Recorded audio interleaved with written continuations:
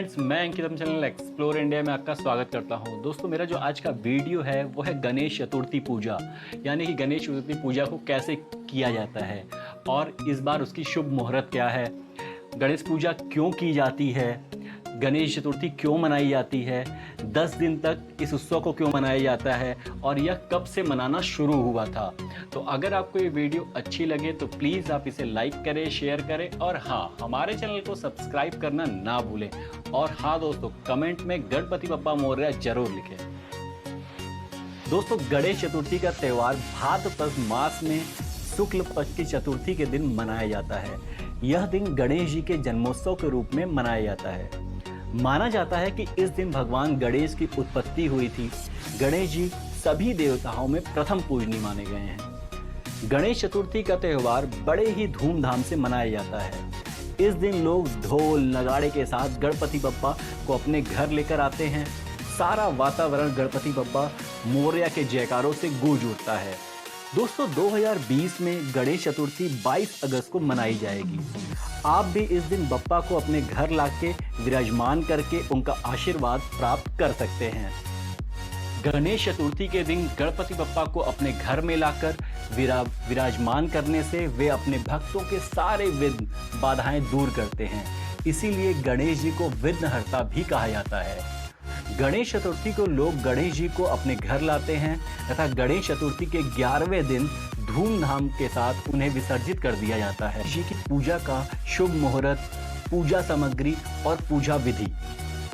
दोस्तों, गणेश जी का जन्म दिन के समय में हुआ था, इसलिए चतुर्थी के दिन उनकी पूजा दिन के समय की जाती है। 22 अगस्त को पूजा का शुभ मुहूर्त 11:06 से लेकर 1:42 तक है। इसके बीच में आप गणेश जी की स्थापना और पूजा कर सकते हैं। गणेश जी की पूजा के लिए गणेश जी की मूर्ति, जल, लाल कपड़ा, रोली, कलश, अक्षत यानी कि साबुत चावल, कलावा, जनेऊ, इलायची, नारियल, सुपारी, लौंग, पंचमेवा, घी, कपूर, पूजा के लिए चौकी और गंगा जल इत्यादि चीजों को इकट्ठा कर लें। इसके बाद गणेश चतुर्थी के दिन मूर्ति स्थापना के लिए सबसे पहले एक लाल वस्त्र चौकी पर बिछाएं, फिर उस लाल कपड़े पर अक्षत छिड़कें और उसके ऊपर भगवान गणेश की मूर्ति को स्थापित करके इसके बाद गणेश भगवान को स्नान कराएं। रिद्धि सिद्धि के रूप में प्रतिमा के दोनों ओर एक सुपारी भी रखें। प्रतिमा स्थापना के बाद गणेश जी को सिंदूर लगाएं। गणपति जी की मूर्ति के पास तांबे के कलश में जल भरकर रख लें। उस कलश को गणपति जी के दाईं ओर रखें। इसके उपरांत उन्हें जनेऊ, लाल पुष्प, दूब, मोदक, नारियल आदि सामग्री अर्पित करें। आखिर में उनकी आरती उतारें और भोग लगाएं। गणेश चतुर्थी से लेकर अनंत चतुर्दशी तक, यानी कि जब तक भगवान गणेश घर में रहते हैं तब तक उनका एक परिवार के सदस्य की तरह ध्यान रखना चाहिए। गणपति जी को दिन में 3 बार भोग लगाना अनिवार्य होता है। वैसे तो गणपति जी को मोदक अति प्रिय होते हैं, इसलिए इसका भोग लगाना चाहिए, लेकिन आप चाहें तो गणेश जी को बेसन के लड्डू का भोग भी लगा सकते हैं। दोस्तों, मैं आपको बता दूं, गणेश चतुर्थी के दिन चंद्रमा का दर्शन नहीं करना चाहिए, वरना कलंक का भागी होना पड़ता है, क्योंकि चंद्रमा को गणेश जी ने श्राप दिया था। इसलिए जो इस दिन चंद्रमा दर्शन करता है उस पर मिथ्या कलंक लगता है। इसके अलावा एक चीज का जरूर ध्यान रखना चाहिए कि गणेश जी की पूजा में तुलसी के पत्ते का इस्तेमाल नहीं करना चाहिए। तुलसी को छोड़कर बाकी सारे फूल और पत्र गणेश जी को प्रिय हैं।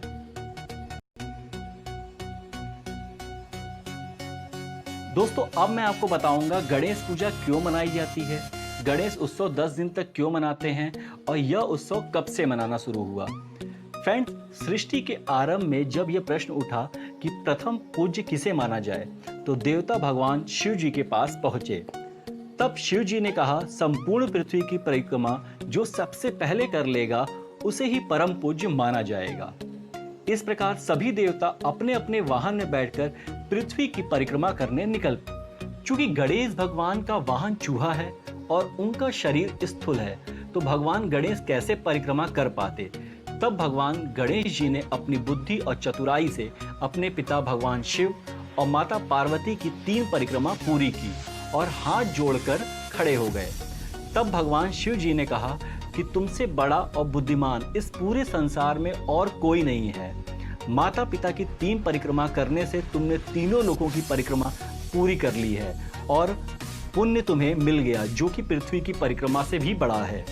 इसीलिए जो भी मनुष्य किसी भी कार्य को आरंभ करने से पहले तुम्हारा पूजन करेगा, उसे किसी भी प्रकार की कठिनाइयों का सामना नहीं करना पड़ेगा। बस तभी से भगवान अग्र पूज्य हो गए। इसलिए गणेश चतुर्थी के दिन गणेश भगवान की पूजा की जाती है। अब मैं बताता हूँ 10 दिन तक इनकी पूजा क्यों की जाती है, गणेश उत्सव 10 दिन तक क्यों मनाया जाता है। दोस्तों, धार्मिक ग्रंथों के अनुसार जब वेद व्यास जी ने महाभारत की कथा भगवान गणेश जी को 10 दिन तक सुनाई थी, तब उन्होंने अपने नेत्र बंद कर लिए थे और जब 10 दिन के बाद आंखें खोली तो पाया कि भगवान गणेश जी का तापमान बहुत अधिक हो गया था। फिर उसी समय वेद व्यास जी ने निकट स्थित कुंड में गणेश जी को स्नान कराया था, जिससे उनके शरीर का तापमान कम हुआ। इसलिए गणपति स्थापना के अगले 10 दिन तक उनकी पूजा करनी चाहिए और फिर विसर्जन कर देना चाहिए। फ्रेंड्स, गणेश विसर्जन इस बात का प्रतीक है कि यह शरीर मिट्टी का बना है और अंत में मिट्टी में ही मिल जाना है।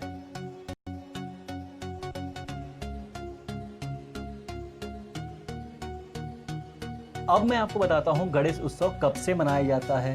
दोस्तों, वैसे तो कई वर्षों से यह उत्सव मनाया जा रहा है, लेकिन 1893 से पूर्व यह केवल घरों तक ही सीमित था। उस समय सामूहिक उत्सव नहीं मनाया जाता था और ना ही बड़े पैमानों पर पंडालों में इस तरह मनाया जाता था।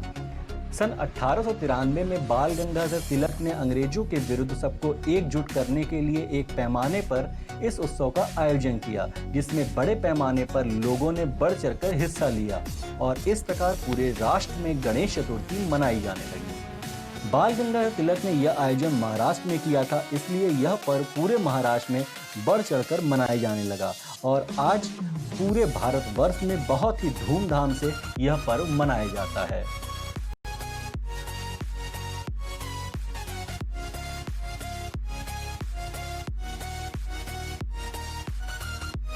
सो फ्रेंड्स, ये था गणेश चतुर्थी पर्व।